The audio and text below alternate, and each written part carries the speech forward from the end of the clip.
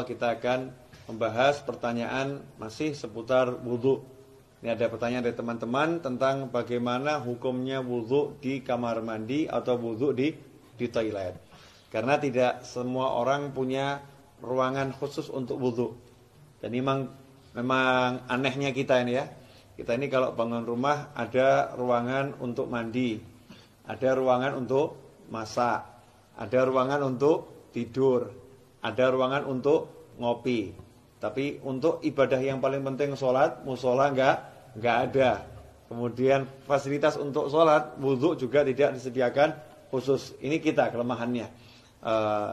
Menyikapi hal itu, maka timbul pertanyaan, kalau wudunya tidak di ruangan khusus, ya tidak di ruangan khusus untuk wudu atau enggak punya padasan. Kalau orang Jawa dulu punya padasan ya, gentong yang ada lubangnya di bawah, taruh di halaman untuk minum atau untuk wudu. Kalau enggak punya seperti itu, adanya kamar mandi, adanya toilet, atau ketika di mall atau di pasar, wudunya tidak di tempat khusus wudu, tidak di luar ruangan, tapi di dalam toilet, di dalam kamar mandi atau di dalam WC kalau bahasa umumnya ya. Kira-kira seperti apa? Sah tidak wudunya? Kalau ditanya wudunya sah atau tidak, maka wudunya sah kalau memang syarat-syarat sahnya wudu dipenuhi, kemudian hal-hal yang membatalkan wudu tidak dilakukan, wudunya sah-sah saja. Tetapi timbul masalah. Orang wudu itu ada sunnah-sunnah dan ada adab. Di antara sunnah-sunnahnya adalah membaca Bismillahirrahmanirrahim di awal wudu seperti yang sudah dijelaskan. Kemudian nanti ada doa setelah wudu. Dan ada adab-adab yang diajarkan oleh para ulama. Ada ulama-ulama yang menyusun doa-doa ketika basuh wajah, doa ketika berkumur, doa ketika membasuh tangan, doa ketika membasuh kaki, seperti yang dijelaskan oleh Imam Ghazali dalam kitabnya Bidayatul Hidayah. Jadi memang doa-doa itu tidak diajarkan Rasulullah SAW, tapi orang diajarkan untuk berdoa kapanpun ya. Apalagi kalau doa ini dari para ulama. Lantas bagaimana kita mau membaca doa di dalam kamar mandi? Atau kita membaca Bismillahirrahmanirrahim sedangkan di dalam kamar mandi. Sementara kita ketahui Nabi kita Muhammad SAW mengajarkan agar kita tidak membaca lafzul jalalah, asma Allah atau ayat-ayat Al-Quran atau doa-doa di dalam toilet, di dalam kamar mandi. Emang apakah ada sumber hadisnya? Ada. Kita semua tahu baginda Muhammad SAW itu punya cincin. Ya, punya cincin. Khatiman min fiddah. Dari perak. Ya, Rasulullah punya cincin dari perak, yang cincin itu fungsinya sekaligus sebagai stempel. Ya, fungsinya sebagai stempel. Dulu Rasulullah SAW tidak punya cincin, tidak punya stempel. Tapi ketika sahabat mengatakan, nih raja-raja yang pembesar-besar non-muslim itu kalau dapat surat, tidak ada stempelnya tidak mau terima. Ya, mereka tidak akan menerima surat kalau nggak ada stempelnya. Rasul pun mengikuti, kalau begitu buatkan saya stempel. Ya, buatkan saya stempel. Maka dibuatkan stempel, bunyinya Muhammadun Rasulullah. Ya, Muhammadun Rasulullah. Jadi Allahnya paling atas, berupa cincin dari perak. Ketika Rasulullah wafat SAW, setelah wafatnya Rasulullah, cincin itu dipakai oleh Sayyidina Abu Bakar As-Siddiq radhiyallahu anhu.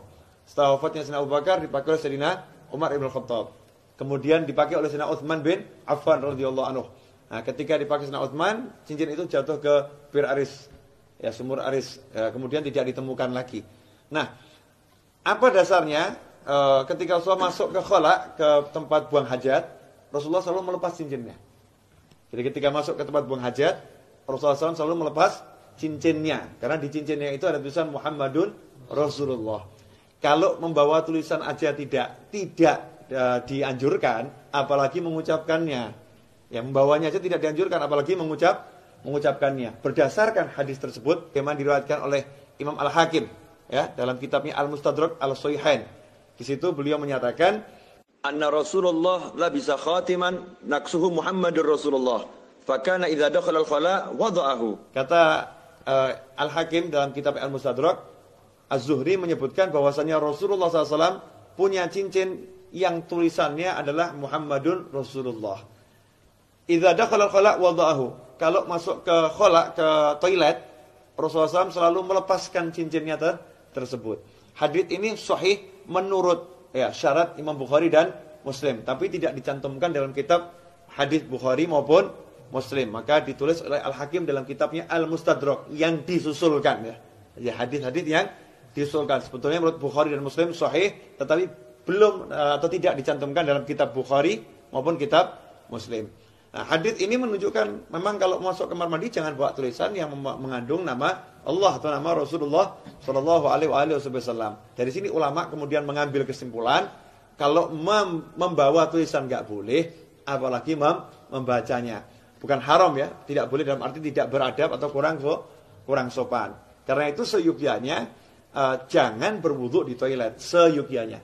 Cari tempat wudu yang memang betul-betul untuk wudu. Kalau tidak adanya toilet, barulah silahkan wudu di toilet atau di kamar mandi atau di WC. Tapi kalau wudu di kamar mandi, toilet atau WC, jaga adabnya. Apa adabnya itu?